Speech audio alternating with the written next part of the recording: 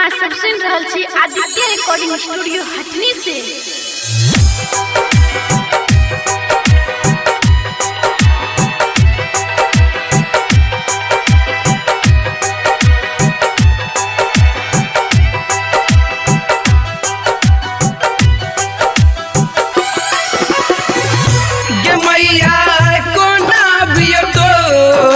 दुआरी पे गे मैया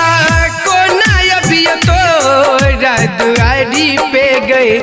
ऊंचे गे पहाड़ी पे ना गे मैया कोना अबियो तोरा दुआरी पे ऊंचे गे पहाड़ी पे ना।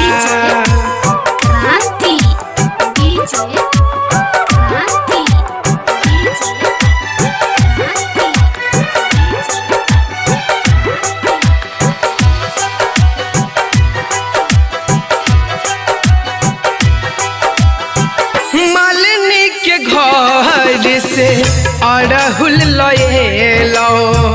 कल सा बैठा के गे मैया तोहरा बजेलो गे मैया मालिनी के घर से अड़हुल लएलो कल सा बैठा के गे मैया तोहरा बजेलो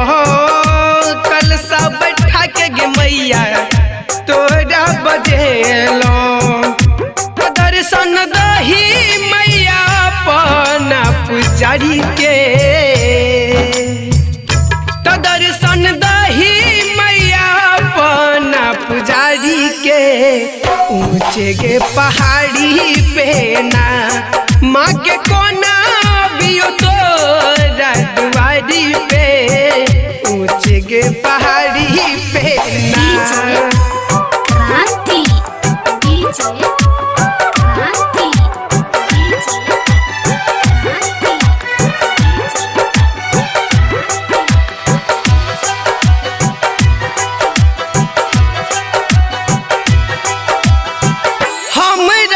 भेलो मैया कौन भूल गे गलती के गे मैया कज नहीं को भूल गे हो हमरा से भेलो मैया कौन भूल गे गलती के गे मैया कज नहीं को भूल गे गलती के गे मैया नहीं कबूल गे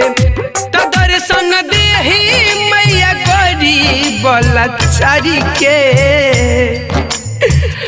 तो दर्शन दही मैया गरीब लाचारी के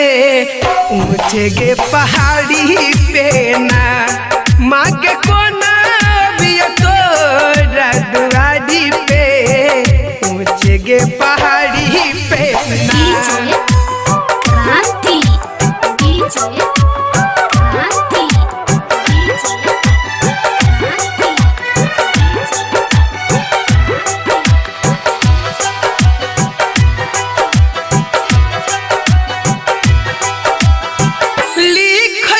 मैया